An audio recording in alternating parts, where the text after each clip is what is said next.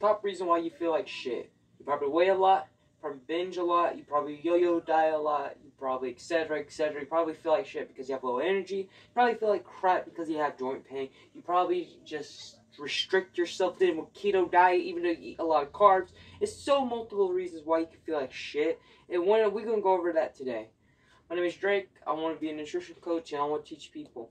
Go in the description below for a free consultation. We can start your journey for today. That's a little ad for me.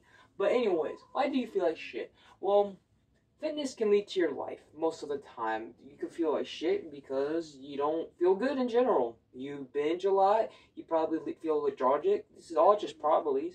Or you probably try to be in this fitness world multiple times, every single time. Just try, but you yo-yo diet. You come back and forth. You eat more than you should have posted. You restrict yourself. There's so many things mentally and physically that we do. It's just stressful. And well, we can help and compensate that when we lose the weight, right?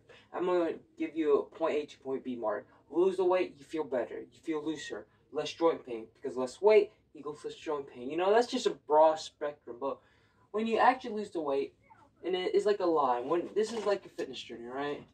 This is A. I don't know if you guys see it, but this is B, right? A line. But between that space, people like to jump around. They don't actually absorb the knowledge. They don't absorb what they're actually doing. These jumping around, these bunny hops, I'm going to call it, are the yo-yo dieting, you know? Like they're trying to lose the weight, but they overate. They're restricting, you know?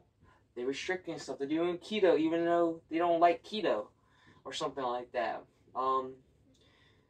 They have constant joint pain. Maybe they're working out too hard, but they just keep working out, trying to get results. It could be multiple factors why you feel like shit. And that's the thing. Feeling like shit is part of the process, but you can feel less shitty.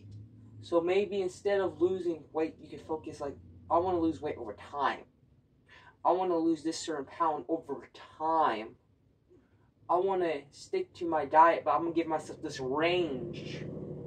I'm not going to restrict myself, but I'm going to eat lesser of these processed foods. If you change up your wording and change up your mindset around these things, around fitness, you'll have a better understanding than seeing A to B. And that's the best way to learn. Like, if you're trying to teach someone a new exercise or a new thing, or trying to teach your kid how to drive a car, you're not going to say, press the gas pedal and just go. That's really just basic stuff that anything can happen. They could crash, they could get hurt, multiple things. But if you tell them, okay, that's the gas pedal, you press it lightly, you don't want to go too fast or you might crash, put your seatbelt on first, tell them the step-by-step process of how to actually feel less shitty, can help a lot of people. I know for me, I used to yo-yo diet, you know, cut and bulk, you know, not bulk, just cut, you know, don't have no muscle, just cut, maintenance. I used to just jump, never absorb the knowledge. I used to binge, yeah, that's still a little bit of a problem, you know, but what helped me is I didn't see A to B. I saw the middle ground of A to B. I saw what is the journey, the answer, and that's what you guys have to understand. Sorry, I'm not going to give you the answer. It's pretty much like you have to experience the journey to understand. If you can understand, then you won't fully grasp the situation, how to feel less shitty. So maybe when you lose that 10 pounds, even that water weight, unnecessarily, or that fat, you have less joint pain. That's how we can fix it. Or maybe we can fix your yo-yo dieting or your binging problem. We can less restrict yourself. That might have a fix, you know? You want more energy with your kids. You want to go outside more. Maybe you should eat better foods that can fuel that performance. And we don't have to look like food for performance, but initially we might have to do so just for you to feel better or have a positive outlook of eating right and having a decent nutrition than focusing on binging or focusing on binging, literally focusing on binging and having this spiral in your mind that say, oh, I binge, I might as well go for it, or I'm a failure, etc. You just have to change your mindset to feel less shitty. You will feel less shitty. It's normal. But if you feel like shit, like almost depressed level, pretty much depressed, then you really have to change your mindset to make yourself not depressing. I'm not saying trick yourself or anything, but I'm saying change your mindset, because this should be a long stroke, you know? Even for something fast like a mini cut, which I won't revisit, maybe recommend, but even a mini cut, you have to still plan it out and not just jump into it. A lot of people can jump into it, but if you're a more psychology person, have a tendency to overeat and certain things, and don't have a backup plan, that can be a problem of cutting your calories so aggressive. Right now, maybe I have no reason to do a mini cut. You guys see maybe this fit kid, but actually I do have extra body fat after a bulk. And right now I'm trying to mini cut to cut that extra body fat. That little extra body fat, because I admit it, I binged. I binged on the bulk a lot over my surplus, like 2 weeks over my surplus. That's why I cut off at the 10-week mark. So right now I'm trying to get rid of body fat a little bit and go into a bulk to get stronger. But that's the thing. I didn't just say A to B, like, okay, I'm a mini cut, go to a bulk.